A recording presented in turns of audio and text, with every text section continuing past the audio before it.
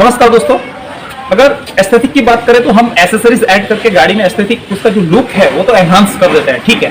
बाकी रही बात इर्गोनॉमिक्स की, तो इर्गोनॉमिक्स के ऊपर भी अगर देखा जाए तो एक्चुअली हम talking about the sitting posture, हम गाड़ी में किस तरह से बैठते हैं, है ना, तो वो बहुत ही मायने रखता है। क्योंकि लॉन्ग टर्म के बाद वो क्या रहता है कि हम जिस तरीके से बैठते हैं ना, वो चीज जो है वो बॉडी के ऊपर में वो शेप में लेके जाता है। मैं यहाँ सिटिंग अरेंजमेंट की बात करूंगा। अगर इर्गोनॉमिक्स कंडीशन की अगर बात करनी है तो जिप्सी में अगर हम सीट पे बैठे हैं, स्टीयरिंग पकड़ा है और हम मतलब ड्राइव कर रहे हैं, तो डेफिनेटली कि एक जो पैर है अपना, ये वाला पैर जो है वो सीधा एक्सीलरेटर पे रहता है। और एक्सीलरेटर कहाँ रहता है? एकदम कोने में नीचे, ओके।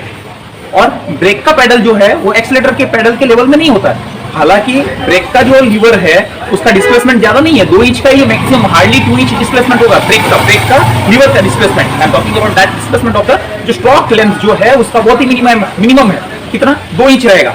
फिर भी 2 इंच की जगह पे वो जो लीवर जो है वहां पे 6-6.5 इंच जगह रहता है बॉडी कैबिन और वहां पे, ठीक है। वैसा somewhat similar for the clutch lever also. तो तीनों लीवर जो है वो अगर तीनों पोजीशन में रहेगा, मैक्सिमम जिप्सीज में तो मतलब सभी कार में लेवल नहीं होता है, लेकिन क्या होता है ड्यू टू सम मॉडिफिकेशंस और कुछ एक्स्ट्रा वर्क करके, या गाड़ी बहुत पुराना है तो क्या हो जाता है कि एक्सीलरेटर जो है वो एकदम नीचे है, ब्रेक का लीवर जो है थोड़ा अप है, तो क्लच का लीवर है वो उससे अप है, मतलब कि तीनों लेवल में नहीं है। Somewhat similar condition in this Gypsy also. इसमें ऐसा कंडीशन है कि वो लीवर जो है, तीनों जो लीवर है, फुट ऑपरेटेड लीवर है जो है, उसका कोई मतलब तालमेल ही नहीं है।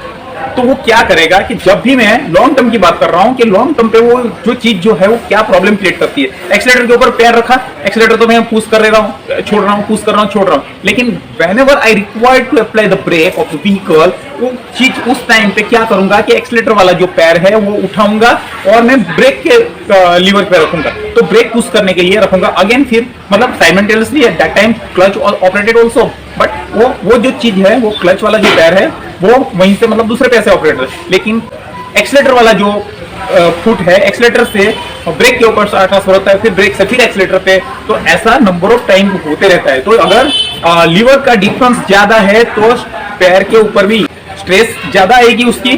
तो मतलब क्या है, अगर जो सेम लेवल पे है तो जस्ट ऐसा ट्विस्ट करना है और ब्रेक के ऊपर चले जाओगे, मतलब पैर को उठाना नहीं पड़ेगा, है ना। तो वो कंडीशन है। तो आइए चलिए मैं यही चीज दिखाना चाहता हूँ। और दूसरा कि जो ऑपरेटिंग गियर नॉब जो है, तो गियर नॉब के ऊपर मतलब फोर्स कितना आता है, जो इतना लंबा डंडा रखने की क्या जरूरत है, ठीक है। तो ऐसे भी जिप्सी के गियर तो बहुत ही स्मूथ है, जो मुझे फील हुआ कि लगा कि ये मॉडिफिकेशन की जरूरत है, तो आज ये मॉडिफिकेशन करेंगे। आइए चलिए देखते हैं।